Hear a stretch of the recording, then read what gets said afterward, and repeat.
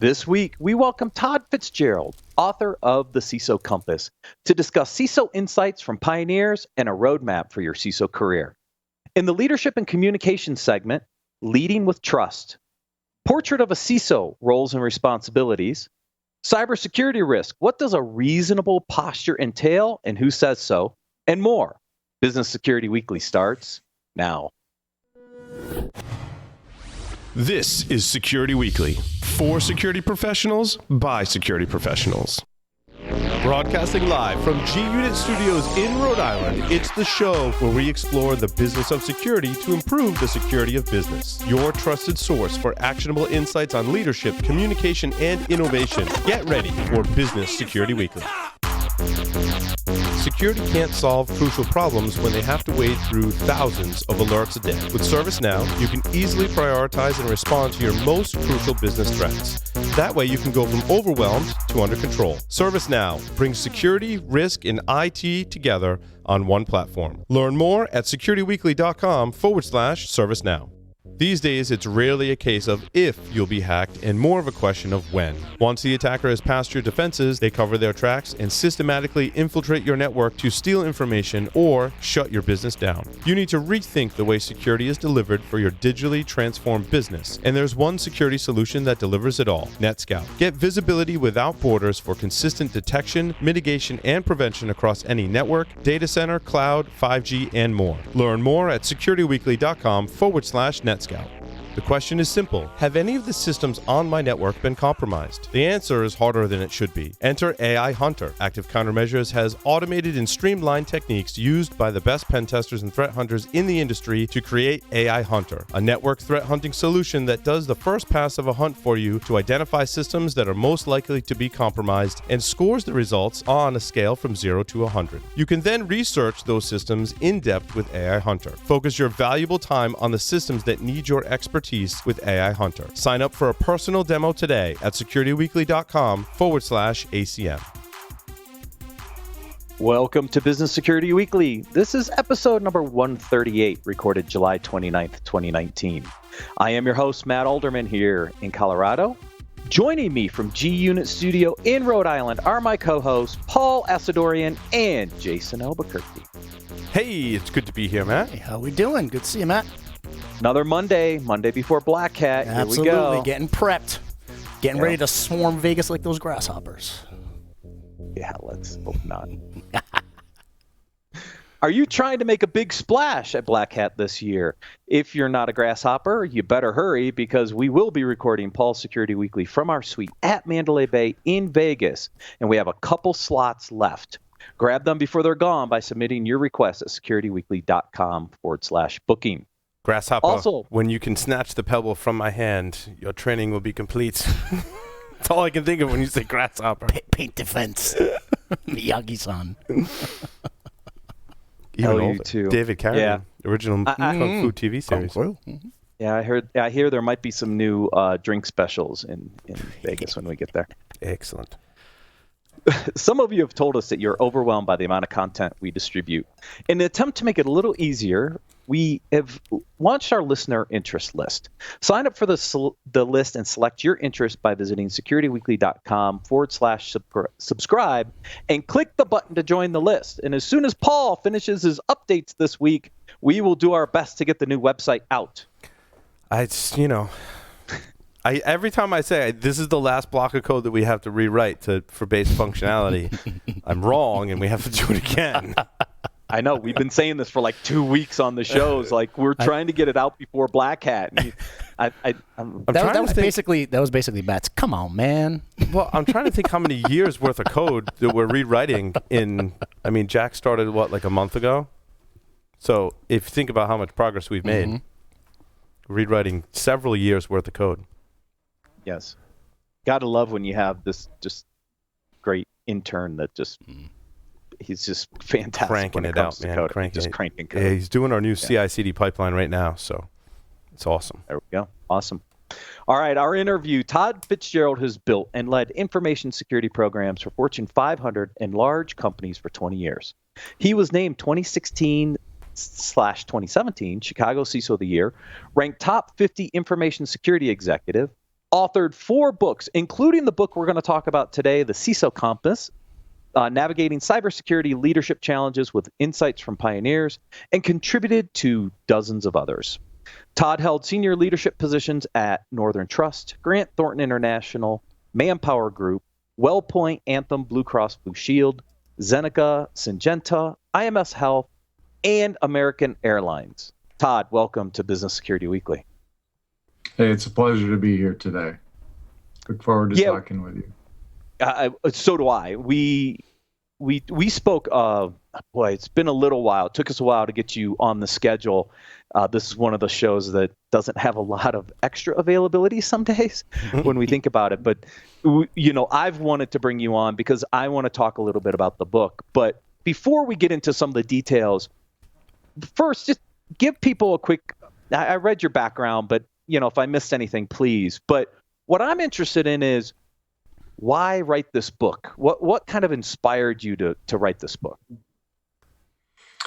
Well, that's a really good question. And what I would say is that I looked at the market and the books that were out there, and I didn't see anything that had a comprehensive roadmap for CISOs to follow. You go to conferences, everybody talks about all the different issues, but there was nothing that was really organized in a way that new CISOs could learn from and experienced CISOs could learn from. And the first book that I wrote, which was actually over a decade ago, which was the CISO Leadership book, it had the same sort of idea, but it was done with articles from different people. And I just don't think, even though we had pioneers at that time, it wasn't written in a way that would be the roadmap. Like, what do I do? How do I fit all this stuff together? And that's what I was really after, and that's what inspired me to write the book.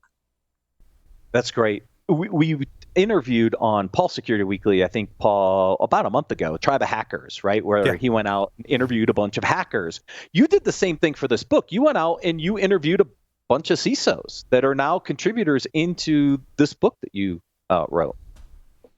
Yeah, so I thought what would make it really rich is not just write what needed to be done as a CISO, but to infuse in there from their own perspectives, different stories. It's kind of like that job interview. What did you do? What was the challenge that you had? What was the situation? What was the result? What actions did you take? What did you learn from it? What would you do differently? That was the priming kind of question. And then I let the CISOs go off and other cybersecurity leaders and answer those questions, because I wanted to get their experience in the book, but not just a collection of stories, but really infused in the book in places where it made sense, where we're talking about those different topics. And that brings the book to life. Todd, I think one of the CISO challenges that I don't think we talk about enough is many CISOs are in a situation where they have the title, right? But they don't have the ability to affect change because the others around them basically don't want to change. They don't want to implement security. They don't want to take on these projects. What advice do you have for CISOs who are in that boat? Well, several CISOs in the book that have been in those situations. One of the nice things about it is that they wrote very candidly about their experiences, and they didn't really hold back. There was one CISO that was talking about, building those relationships and being in a government type agency, working for a state government where there wasn't the funding. And so he brought all the security people together and he held events and he had to keep pushing to get that message out. So there's a lot of people doing things that I think are that have gone through that same path. For example, one CISO was talking about how he worked for another state agency, and they wanted him to implement Wi-Fi in all the conference rooms. They thought that'd be a great idea. And this was, several years back. And he said, well, no, there's too many risks. That wouldn't be the right thing. And they told him, they said, you can't be the CISO of the state if you're not going to support us getting Wi-Fi. And so at that point, that's when he knew that he had to change, and he had to change his own attitude to say, I need to be the leader of innovation in the organization. Yeah. No, that's very well put. Yeah, it's interesting. So someone who we mentor is a CISO for a state organization. It seems to be systemic in those environments, and I think it can even segue into universities. But I feel like universities have come, I think, if I were to make a generalization, much further than a lot of states. Of course, everyone is different. But there's also the state universities, the quasi, you know what I mean, the quasi-state versus the private universities. So it's a big difference. At least in Rhode Island, I did see a lot of progress because I worked in that environment with both state organizations and universities, both private and state funded, Jason. So I worked for Ocean, right? Absolutely. So I did see a lot of progress, but it still seems like the state departments, plural, are being held back they can fall for back whatever into reason. Parochialism. And now targeted with ransomware. Sorry, that was a long tangent. But. In full transparency, I'm about 3/4 of the way with this book, and one of the beautiful things about the book for me is the experience. Number one, I think you had 75 award-winning CISOs who were contributors to this book, and just being able to consume their stories and as examples of being able to deal with certain issues and certain topics within the organization. But the other thing that I loved as well is you did a very, very good job bringing in best practices and frameworks, right? For example, you brought in the 7 habits of highly effective people. I mean, that's something that you use the quadrant for prioritization and being able to use those best practices. And in the 7-5 framework as well, kind of runs a theme throughout the book. So it's something that I was very happy to get exposure to and be able to take it and use it for some things that I can execute against. So the book does a really good job of bringing in best practices for us to follow. Well, and thank you. And in the 75 CISOs and cybersecurity leaders, if you look in I gave each of them a bio in the front section, because where they are now, some of them have moved on to other vendors. They've moved on to different organizations. But if you look at their bios, these are really people in the industry. Many of them that have started and have fought this fight and have built some of the standards. In fact, several of the people that wrote for the book, created things like Privacy by Design, or created the Cloud Security Alliance, or worked on the NIST cybersecurity framework. These are people that have been very involved in giving their perspectives. And you mentioned the 7S framework. This is the piece where I took the McKinsey 7S framework because I was looking for something that would be a management framework for the CISO. We have a lot of different control frameworks, but how do we know that the CISO is managing the job of a CISO as a business? And innovation is really taking things that are already known, but combining them in different ways. And while this framework's been around for quite a while for management effectiveness, I applied that and took all the cybersecurity issues and mapped those into the 7S framework, so that we talk about strategy, structure, style, systems, staff, skills, and shared values that we need in an organization that all work together for effectiveness. And then how does that relate to the business of the CISO and the cybersecurity issues? Yeah. And some of the things I took out of this was it helps me get a little bit better perspective on how I can align to the business, right? Because these are the topics that my CEO and my chief operations officer and my chief financial officer, these are the things they're talking about, right? They're not talking about the bits and bytes of cybersecurity. They're talking about these items here. Right. Yeah, and I think absolutely. Go ahead. Todd, I think this is a really good framework for CISOs, and I want to get into it a little bit because I think there's some really interesting areas. Because if we think about strategy, you brought up the case of not getting I don't want to bring in Wi-Fi because it might open up new risk, but I got to be the the enabler of new innovation technology. That's a strategy component, right? It's understanding how the CISO works with the business to accomplish goals of the business, but try to find ways to mitigate risk. I think that's a really important part of understanding where you fit in the overall ecosystem of the organization. I'd like to dig in that a little deeper because there's a couple other areas here too that I think are really important for new and maybe even established CISOs to kind of look back at and say, what is my strategy for this organization based on business alignment? Mm-hmm. Yeah, absolutely. All of these things tie together. So the reason for the 7S framework, the reason that even exists is back in the early 80s, consultants were going out to organizations and they were saying, well, if you get the structure right in your organization to match your strategy, then you should be fine. And the two consultants, one of them was Tom Peters, who wrote the Peter Principle later. He said, that's not really true. You need a lot more than that in your organization. So, for example, if you don't have the right systems to support your strategy, and by systems, I don't mean IT systems, but those processes or routines that support you, then you're not going to be successful. And any one of these things, and think about how much we talk about things like skills and staff today and getting the right talent.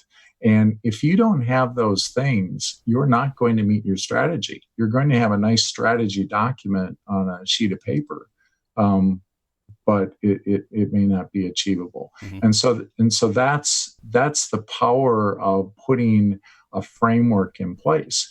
And one of the key systems that I think that we miss a lot is looking at incidents, and not just our own incidents, but those incidents of other organizations, and what can we learn from those? And so, I see that as one of the systems that the CISO should have at their disposal.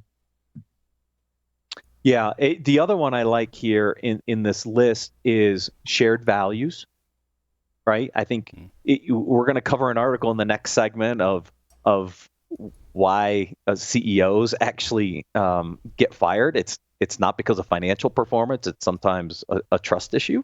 So I think shared value is really interesting. And you talked about skills, and I do want to get into skills in a second because I'm curious what some of the advice that came out of other CISOs on some of those skills you really need to fine tune in this role of CISO. Well, we talked, several CISOs, looked at the board communications, for example, and I think took a little different tact. I mean, I do have a chapter in there about, reporting to the board and all those different considerations to have. But when you look at some of the insights, for example, one CISO was talking about how he tends to look at things as if he was explaining them to his mother. That we have to take things out of this complex environment and put it in a way that's easily understandable. And then practicing that message, not just walking into a boardroom and then deciding, we're going to talk today to the board because I have 15 minutes, to really plan out that time that people have in communicating that message. We also talked about budgets in there. I thought one CISO was talking about how you can get too much money, how he went before his board and he put together a 3-year plan. And he also tied that to the revenue of the organization. He said, we're responsible for $800 million worth of revenue last year. And he tied that to it. And so he went in and he asked for he rolled out a 3-year plan. And to his surprise, they gave him all the money and said they wanted all those projects done by the end of the year. And he was very honest about it. He said it was a big failure because even though he could get the technology, he could get the tools, he could get the people, the change management in the organization to make those kind of changes in that short of a time was where he failed. And so, those are the kind of insights that I think are those little nuggets that I think are just valuable for us all to learn from. I'll say one of the pieces, Matt, that I took out of that section, the skill section, was executive presence. Right, there was the whole section about how, appearance and body language and your ability to speak publicly and having that elevator pitch always handy.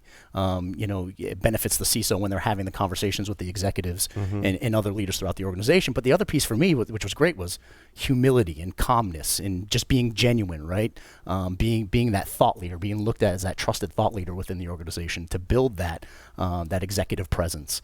I think one of the comments. It's a sharp contrast to some of the preconceived notions we may have that, like, people in security, CISOs included, are the ones that just want to sound all the alarms. Yeah. Everything's an emergency, and we always say no, right? Right. And I think what we're learning from our experience in this book, right, is that that's not how you don't get things done like that. One of the examples that was really, really great in the book was there was a story one of the CISOs told that it's like being a pilot, right? And if there's an engine fire on the plane, would you want the pilot to come screaming out of the door saying, "There's an engine fire"? Or would you rather have them come over the intercom and say, "Ladies and gentlemen, over the next few minutes, you may experience some turbulence"? And you know what I mean? Having that executive presence when they're speaking over the intercom to keep everybody calm and to keep everybody, working to where they, having the mindset to keep calm and just to be in that stress level, right? To be able to have that presence.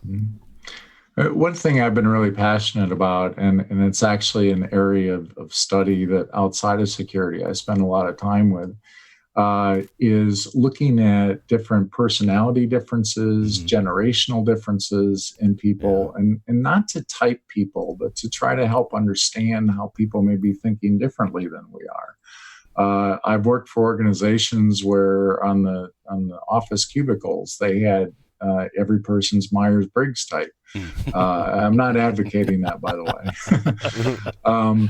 But it's just a way to understand where people are coming from and how those differences can play into it. And so when we're approaching other people, what's important to them? And when we're managing our teams, what's important to each of our team members? I think is critical. It's that softer side of security that's beyond all the bits and bytes. But that's a lot of the stuff that gets people to champion your efforts within the organization. But great leaders also understand empathy. And that's kind of what you're talking about, right? Is understanding what are the needs and desires of the other people, and knowing that as a leader actually helps you become a better leader in a lot of cases. And that includes CISOs as well. It's not limited to other leaders. I mean, CISOs can take those same steps and be a better leader by understanding that. Yeah, absolutely. And we have 4 different generations working together in the workforce today. And everybody has something to contribute. And I think it's too easy for us to, look at where we came from and try to put that model onto everybody else. And that may not be where things, work today. I remember a person in a company that I was working at, one of my staff members, he wanted to go for donuts with dad on Monday at his kid's school. At 9:30 on a Monday morning. And I thought to myself, well, of course I'm going to let you go. But I thought back to earlier in my career, in my generation, would I have asked that kind of a question on a Monday morning, to leave the office and go have donuts with dad? And no, we wouldn't have done that, especially on a Monday when everybody's responding to issues. Well, it was really a good thing that I let him do that, for one thing. And I thought that was really a great idea. And it turns out that the president of the company was also at donuts with dad on a Monday morning. So, those are the cultural things I think we really need to pay attention to. Yeah, definitely. Give us some advice for people who want to be a CISO, they're a new CISO, maybe even an experienced CISO. Give them some advice on things they need to really pay attention to and understand as they move into that role. Yeah, I think the move away from the technical role and viewing this as a technical job is probably step one. If you noticed in the CISO evolution chapter, the reason I spent a whole chapter on going through the evolution of the CISO is I think it's instructive to know where we came from and what companies are looking to hire today. They want someone that is a business leader that understands risk, that everything does not have to be fixed. There isn't enough money to fix everything, but the idea is to mitigate the risk. Where are those crown jewels in the organization? What needs to be mitigated? And so understanding the whole concept of risk, I think, is really important. Getting that business acumen within the business. And by that, understanding what are the key drivers? How does the company make money? What are the key initiatives? What are the new innovative projects that are going on in the organization? And tie yourself to those. I also think that attending conferences, and not just attending conferences, but speaking at conferences is really important. Because when you start to speak at a conference, you develop a level of depth in something that is much deeper than something that you're casually going to understand. And the same thing goes for certifications. And it's not to get a whole bunch of letters after your name, but it's the reason I've always done certifications is it drives me to learn a topic deeper than I would understand it, without going through that certification. I would also say to embrace privacy today. Privacy is a huge issue. And go after those certifications. Understand the U.S. law, the European law, the Canadian law, and get involved in those things that may not be seen as the technical pieces of security. While they're important, it's the other skills that are going to help really promote you. Yeah, I like the getting out and speaking because I think that does a great job for your communication skills that you'll need as a leader. And the way you present, the way to, grab an audience attention as a leader. We're actually going to do a segment with Vanessa Van Edwards. We're going to pre-record it later this week and get it out. But this is one of the things I want her to talk about, right? I want leaders to understand how to improve their skills and their communication capabilities, because I think it's great for not only CISOs, but all leaders to be more confident in front of big audiences, because as a leader, you're going to get up there and you're going to have to share a vision with your team, and you want them to be engaged and believe in what you're doing and get behind you and go. So I love for CISOs to get out there and get on the stage and hone those skills. Yeah, and I think it also puts you in that mode of having to compete with other people in the industry to get your proposals accepted. To be, I've been speaking for a long time, so I continue to speak at conferences, but I want new people, and not to be afraid of that. And if they are afraid of doing the public speaking, that's even, if they want to be a CISO, that's even more reason to force yourselves to get out there and share what you have with other people. That's great. I like the advice on training, and we've talked a lot about security training recently and career planning. And if I go back to when I was earning certifications for my career, I very much as an individual benefited from that structure, to have structured material with structured labs, with structured goals that you're achieving you're going through a training program and you're achieving a certification was super helpful to me. Now, some people certainly can achieve those very same goals, maybe without certification, and achieve the same or greater levels of knowledge in a specific area. I've always been the kind of person, and I'm sure there's others like me, that benefit from that structure. And I think as an industry, we sometimes poo-poo certifications, but don't, because a lot of people can really benefit from that structure 100%. Early or at any stage of your career. I'm the same way. I could always try to tackle a topic or a subject matter by self-learning. But what ends up happening is I get caught in the whirlwind. The day-to-day takes over. I don't have the focus because I'm focused on other areas and other things. Right. It forces you to have deadlines that are not yours. It forces you to commit. You have to make the commitment. You have to make the time. You have to make the focus if you're gonna push toward that certification, right? So I think it adds accountability to the mix. Yes, agreed. And the other thing it does too, for me at least, when I have a test at the end of material that I'm studying, I tend to look at that a little bit differently, because I want to pass the test. test. And so I know I really need to understand the material. So if there's a book that I need to read, I'll read that 2 or 3 times to make sure I really have it. And I don't know that you do that. You don't read a lot of books 2 or 3 times otherwise. So I think it does drive a deeper level understanding.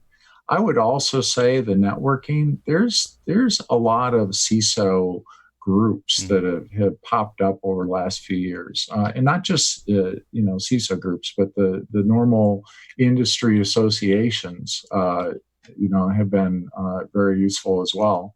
But people need to get out of the office. The idea that you're too busy to go to a conference or to go to a network event is really missing a really big piece of career learning, and that's leveraging what other people are able to share in those groups. Yeah. And I think those are really advantageous. Yeah, I mean, in the book you talk a lot about, there's a couple of sections. I think it's under the style section where you talk about continuous improvement, right? And in order to add a service to your organization, you need to be continuously improving yourself, right? So you have to be honing in on that knowledge, sharpening your knowledge, getting the certifications, getting those trainings, because you're doing a disservice to yourself and you're doing a disservice to your organization if you become pigeonholed and fall victim to the parochial mindsets, right? I mean, we were just talking about that earlier, about how some organizations just get stuck in those parochial mindsets and they never innovate, they never move forward, they're not improving their organization. And by you investing in yourself, you're investing in your organization, you're investing in your team, you're bringing that knowledge back to your organization. Yep.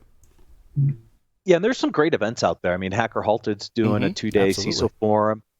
There's been regional events that are around. It's great for CISOs to be able to get out, meet other CISOs, whether it's regional or kind of super regional. Yeah.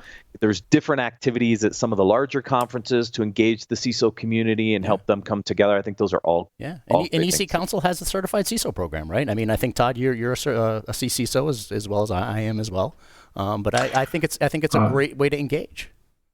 Yeah, I can't be a certified CISO because I actually wrote the curriculum. I wrote part of the material.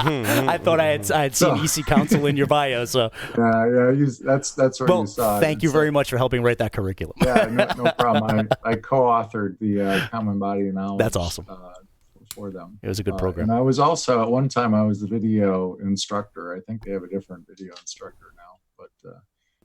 That's a good program as well. But I've done a lot of work with ISACA. We're doing security leader summits. I've done work with ISSA.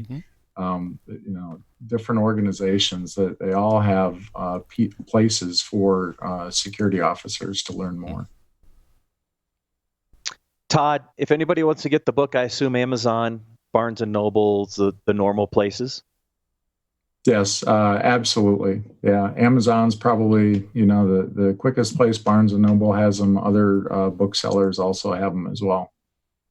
That's awesome, Todd. Thank you so much for joining us on Business Security Weekly. Thank you. It's really been my pleasure. Thank you. Great to meet you, Todd. Thanks, Todd. Thank you. We'll take a quick break and then cover the leadership and communications articles for this week.